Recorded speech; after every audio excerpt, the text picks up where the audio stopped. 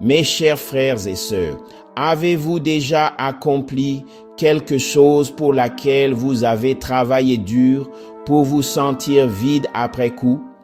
Peut-être avez-vous obtenu cette promotion, acheté cette voiture de rêve ou enfin atteint un objectif que vous poursuiviez depuis des années. Mais au lieu d'un bonheur durable, vous avez ressenti un étrange sentiment de rien. Si cela vous semble familier, vous n'êtes pas seul. Ce sentiment est reconnu depuis des milliers d'années et il est capturé à la perfection dans l'un des livres les plus profonds jamais écrits. Aujourd'hui, nous plongeons en profondeur dans le concept biblique selon lequel tout est vanité. Une phrase qui peut sembler déprimante au premier abord, mais qui détient en réalité la clé pour trouver un sens véritable à la vie. Il ne s'agit pas de devenir pessimiste ou d'abandonner ses rêves.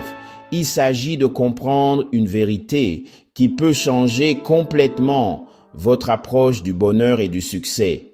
La phrase « tout est vanité » provient du livre de l'Ecclésiaste dans la Bible, plus précisément du roi Salomon. Or, Salomon n'était pas n'importe quelle personne ordinaire se plaignant de la vie. Il était littéralement le roi le plus riche, le plus sage et le plus puissant de son époque. Ce type avait tout, une richesse illimitée, des centaines d'épouses, la meilleure nourriture, les palais les plus beaux et le respect de toutes les nations. Pourtant, après avoir vécu tout cela, Salomon écrivit ces mots célèbres. Vanité des vanités, tout est vanité. Mais que signifie réellement vanité dans ce contexte? Le mot hébreu utilisé ici est hebel, qui signifie littéralement souffle ou vapeur. Pensez à quand vous expirez par une matinée froide. Vous voyez cette brume pendant une seconde, puis elle disparaît. C'est l'image que Salomon peint des poursuites mondaines. Elles semblent substantielles, mais elles sont en réalité temporaires et insatisfaisantes. Salomon n'est pas arrivé à cette conclusion par la théorie ou la philosophie. Il l'a vécu de la manière la plus extrême possible. Il a essayé le plaisir en organisant des fêtes, en profitant de toutes les formes de divertissement disponibles. Il a essayé la réussite en construisant de vastes projets, en créant des jardins et des bassins. Il a essayé d'accumuler de la richesse en rassemblant de l'argent et de l'or au-delà de l'imagination. Il a essayé les poursuites intellectuelles en étudiant et en acquérant une sagesse qui surpassait tous ses contemporains. Il a essayé tout ce que notre monde moderne nous dit qui nous rendra heureux. Et sa conclusion, tout cela ressemblait à courir après le vent. Cela ne signifie pas que Salomon disait que ces choses sont mauvaises ou sans valeur. Le travail n'est pas mauvais, l'argent n'est pas maléfique, les relations ne sont pas insignifiantes. Le problème survient quand nous nous attendons à ce que ces choses nous procurent une satisfaction durable et un sens ultime. Pensez à votre propre vie un instant. Souvenez-vous quand vous vouliez vraiment quelque chose. Peut-être un nouveau téléphone, une relation, un emploi ou même juste des plans pour le week-end. Vous vous sentiez probablement excité à l'idée de l'attendre. Mais combien de temps cette satisfaction a-t-elle duré après l'avoir obtenue? Quelques jours, quelques semaines, peut-être quelques mois, puis vous vous êtes probablement retrouvé à vouloir autre chose.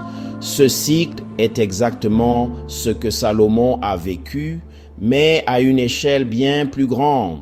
Les recherches montrent que les gens tendent à revenir à un niveau de base de bonheur malgré les changements positifs ou négatifs de la vie. Les gagnants de loterie, après que l'excitation initiale s'estompe, rapportent des niveaux de bonheur similaires à avant leur gain. Les personnes qui obtiennent une promotion connaissent des boosts temporaires de satisfaction, puis s'adaptent à leur nouvelle normalité. Cette découverte scientifique s'aligne parfaitement avec la sagesse ancienne de Salomon sur la vanité des poursuites mondaines. Mais c'est là que le message devient vraiment intéressant. Salomon ne termine pas l'Ecclésiaste en nous disant d'abandonner et de devenir misérable. Au contraire, il pointe vers ce qui procure réellement un sens durable. Il parle de craindre Dieu et de garder ses commandements.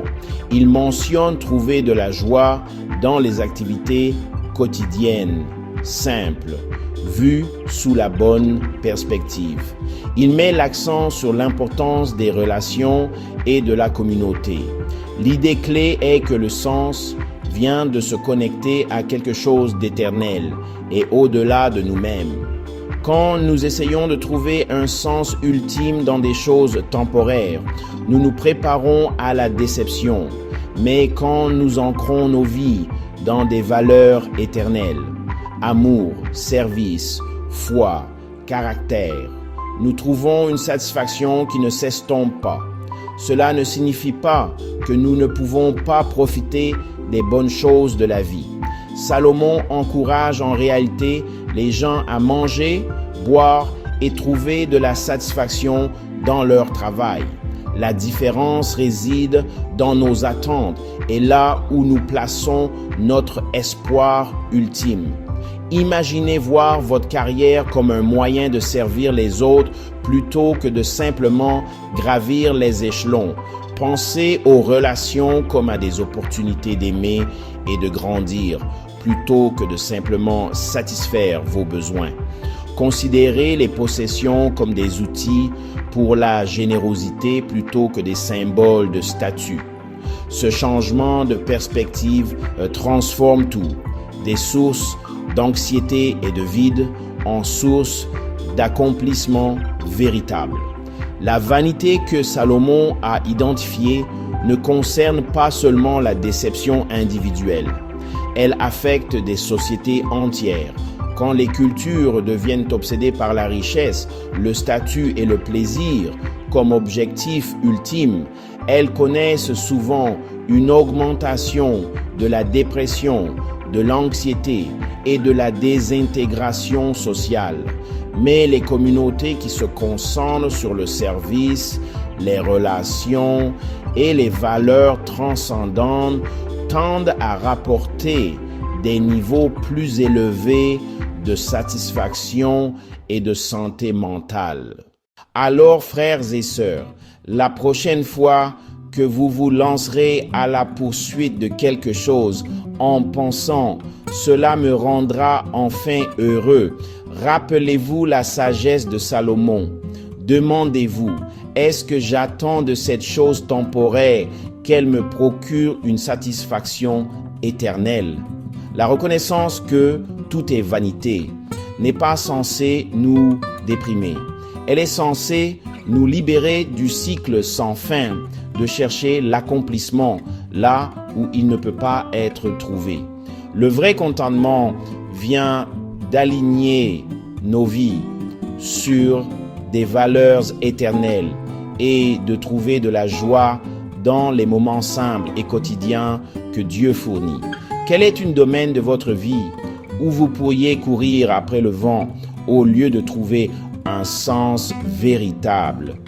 Laissez un commentaire ci-dessous et discutons de la manière d'appliquer la sagesse de Salomon à nos défis modernes.